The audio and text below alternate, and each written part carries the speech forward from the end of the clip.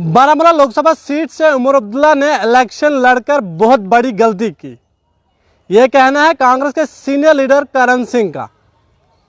आप जानते हैं कि इस बार जो है इंडिया ब्लॉक की जानिब से बहुत ही अच्छी कारकर्दगी का मुजाहरा किया गया, लेकिन उसके बावजूद भी इंडिया ब्लॉक को बारामूला लोकसभा सीट से जिस तरह से उमर अब्दुल्ला को 2 लाख से ज़्यादा वोटों से हार का सामना करना पड़ा, इंडिया ब्लॉक को वो हार जो है वो हजम नहीं हो रही है। क्योंकि आप जानते हैं उमर अब्दुल्ला जम्मू कश्मीर के फॉर्मर चीफ मिनिस्टर रह चुके हैं और जम्मू कश्मीर नेशनल काउंसिल के नायब सदर हैं। करण सिंह ने यह कहा कि उमर अब्दुल्ला ने बहुत बड़ी गलती कर दी, उन्हें जो है श्रीनगर लोकसभा सीट से इलेक्शन कंटेस्ट करना चाहिए था। लेकिन क्यों इंडिया ब्लॉक के लोगों को उमर अब्दुल्ला की हार हजम नहीं हो रही है? क्या उमर अब्दुल्ला ही एक ऐसे फॉर्मर चीफ मिनिस्टर हैं जिन्हें इस बार इस लोकसभा इलेक्शन में हार का सामना करना पड़ा है?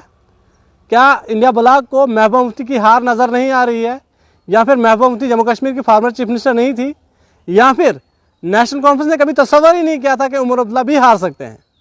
क्योंकि इंजीनियर रशीद जेल में बंद थे, सजाद गनी लून के जीतने की उम्मीदें काफ़ी कम नजर आ रही थी और उमर अब्दुल्ला ये कह रहे थे कि इंजीनियर रशीद दूसरे नंबर पर आएंगे।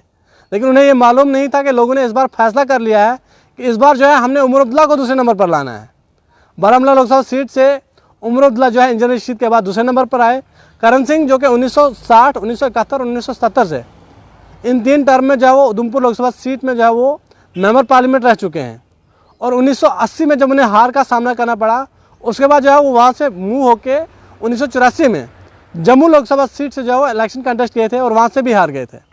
करण सिंह ने कहा सेम गलती जो है उमर अब्दुल्ला ने की, उन्हें जो है श्रीनगर लोकसभा सीट पर इलेक्शन कंटेस्ट करना चाहिए था, जहाँ से सैयद आगा रोहिल्ला ने जो है वो कंटेस्ट किया और सैयद आगा रोहिल्ला जो है वो जीतकर सामने भी आए। लेकिन मैं आपको बता दूँ करण सिंह का ये भी कहना है कि नेशनल कॉन्फ्रेंस जो है श्रीनगर लोकसभा सीट पर ज़्यादा मजबूत थी और वो जो है पेट सीट मानी जाती है नेशनल कॉन्फ्रेंस की।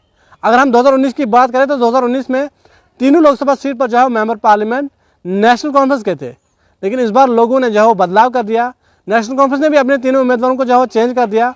बारामूला लोकसभा सीट से उमर अब्दुल्ला को मैदान में उतार दिया, श्रीनगर लोकसभा सीट से आगा रोहिल्ला को मैदान में उतार दिया और राजौरी अनंतनाग लोकसभा सीट पर जो है वो मियां अल्ताफ लारवी को मैदान में उतार दिया। लेकिन इतनी चर्चा किसी सीट की नहीं हो रही है। महबूबा मुफ्ती भी जो है वो इलेक्शन हार गई है, उसकी चर्चा कहीं नहीं हो रही है। लेकिन इंडिया ब्लॉक में लगातार जोक दर जोक तमाम लीडर बयान दे रहे हैं कि जनाब उमर अब्दुल्ला ने गलती कर दी बारामूला लोकसभा सीट से इलेक्शन लड़कर।